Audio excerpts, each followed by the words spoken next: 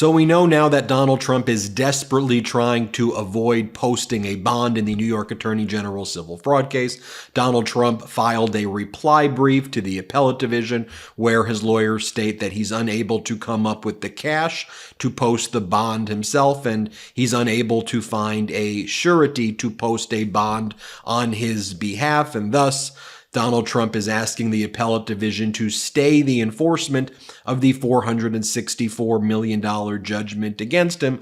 At the same time, Donald Trump is going and doing interviews saying how wealthy he is and how he has all of this cash, but just doesn't want to turn it over to the court. So now New York Attorney General Letitia James is responding. As we predicted here on the MeidasTouch network, she was going to request to file a surreply because Donald Trump included all of these facts and details in a reply brief that he did not include in his initial petition to the Appellate Division, which is patently improper. In this surreply, New York Attorney General Letitia James makes 4 major claims. Number one, she says that this is a procedurally improper request by Donald Trump to now claim that he doesn't have the cash, and he should have put that in his initial petition, which he failed to do. And thus, New York Attorney General Letitia James request the Appellate Division just simply ignore or strike Donald Trump's latest filing where Trump is saying that he can't come up with a surety bond and just reject it outright. New York Attorney General Letitia James says, however, look, Appellate Division, if you are going to entertain these new arguments that Donald Trump raises, let us be able to raise these additional issues to you.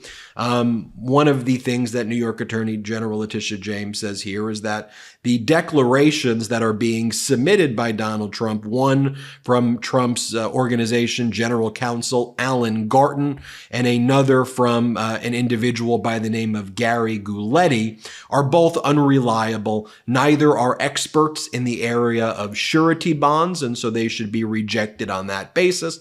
Also, Justice Arthur Engoron has already found their testimony in the underlying fraud case to be wholly unreliable and indeed misleading, and that nowhere in the papers that Donald Trump filed is it mentioned that Justice Engoron has made a finding about the unreliability of these people in the underlying proceeding. So therefore, just reject their declarations outright.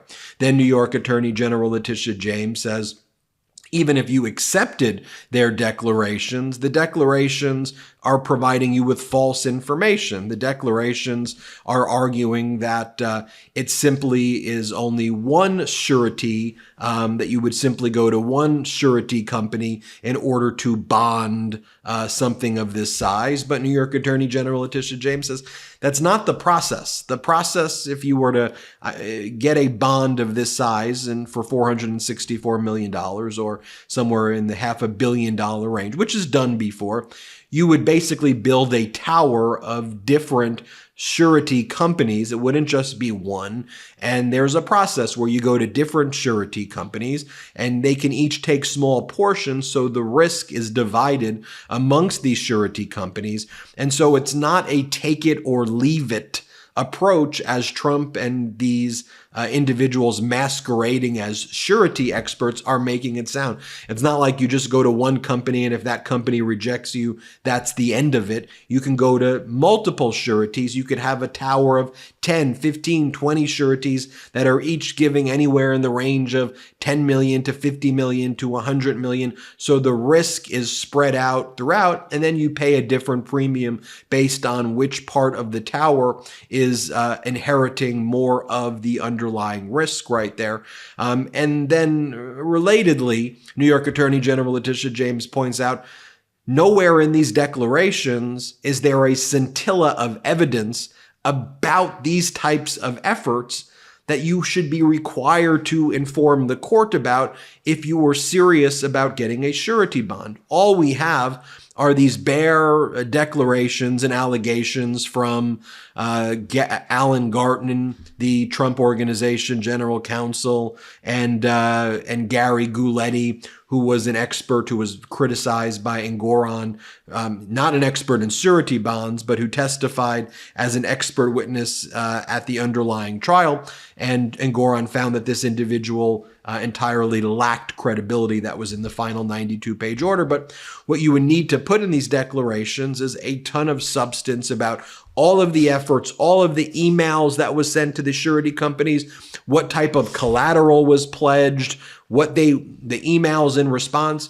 Hey, Meidas Mighty. So a little while ago, we had the idea that we wanted to sell the best pro-democracy merchandise in the game for the MeidasTouch network. And candidly, we had no idea where to even get started. That's why I'm so glad that we found Shopify. Shopify is the global commerce platform that helps you sell at every stage of your business, from the launch your online shop stage to the first real life store stage, all the way to the did we just hit 1 million order stage. Shopify's there to help you grow.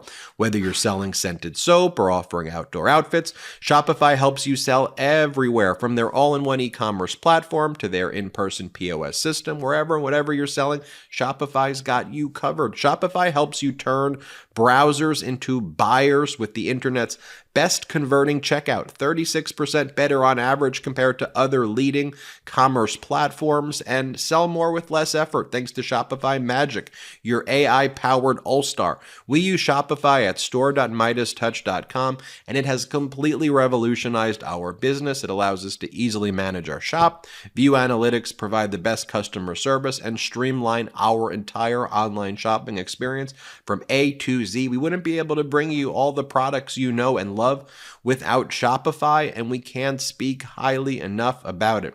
Shopify powers 10% of all e-commerce in the US, and Shopify is the global force behind Allbirds and Rothy's and Brooklinen and millions of other entrepreneurs of every size across 175 countries. Plus, Shopify's award-winning help is there to support your success every step of the way, like they were there for us here on the MeidasTouch network. Because businesses that grow with Shopify, and we can attest to that. Sign up for a $1 per month trial period at shopify.com/Meidas, all lowercase. Go to shopify.com/Meidas to take your business to the next level today. Shopify.com/Meidas. You can't just say we tried and we failed. You have to detail with evidence. What were the steps that you went through? What were the responses to the steps that you went through? And detail that, and at a bare minimum, that's the type of showing that is requested. And none of that's there. It basically borders down to Trump's lawyers saying, trust me, bro. Just trust me that we went and did this. And again, that's not evidence. People who would be in this situation would file detailed, exhaustive declarations and affidavits attaching all of this evidence, all of this emails, all of the stuff, going through extensive detail about which properties were pledged. For all you know, Trump didn't want to pledge Mar-a-Lago as collateral, or Trump didn't want to pledge 40 Wall Street's ground lease as collateral, or Trump didn't want to pledge Doral in Miami as collateral. Did Trump pledge all of his properties as collateral? Did he refuse to pledge them? Why did these companies reject, these surety companies, reject Donald Trump's, reject posting a surety bond on behalf of Donald Trump? You can't just say, trust me. You have to list all of those steps in exhaustive detail, not in like a footnote that says, we went to 30 companies, they rejected us, so that the Appellate Division has this record. And then finally, in the New York Attorney General's brief, they say, look, Trump is trying to claim that this is so unprecedented, a bond of the size doesn't exist, and this is so wildly unfair. And here in the filing by New York Attorney General Letitia James, she points out that that's simply not true, that there are bonds of this size in other cases, and they point out the different bonds of these sizes in various cases, and how they were bonded in the process, and how this is something that does indeed take place of this scale, of this size, and things of this nature. So Donald Trump's claim, oh, this is so unique, that's just, again, simply false here. And they're give a number of examples of this for 100 million, this for 500 million, this for, 430 million. And they go and they list the various cases. Carnegie Mellon versus Marvel Tech, $430 million supersedious bond. A case called Oracle versus SAP, a $570 million surety bond. Apple versus Samsung, a $1 billion surety bond. The Carnegie Mellon posted a $1.54 billion supersedious bond. Oracle, $1.33 billion supersedious bond. Sony Entertainment v. Cox Communication, a $1 billion supersedious bond. So it lists cases, and it's like, look, real corporations are able to do this all the time. This is not rare. This is not special. It's just that the reality is that Donald Trump overvalued and inflated his assets. That's what the underlying case was about. People don't want to do business with him because he was found liable for fraud. And he can't use the fact that he was found liable for fraud, and as my co-host on Legal AF, Michael Popok, explained, come into the court with unclean hands and use the fact that they were determined to be a fraudulent business as an out from having to deal with the accountability of those types of findings. I mean, Donald Trump's out there again, still inflating his assets and bragging about how rich he is, how much cash he is right now, but then going to the court and saying, I don't have the money, and then submitting declarations from people who are not experts in the area of surety bonds and who have already been found by Justice Engoron to not be credible people. So I think this was the right approach by New York Attorney General Letitia James. We'll see what the Appellate Division does, and we're, only a few days away from Trump's assets being seized and sold. And I think that's what New York Attorney General Letitia James is ready to do.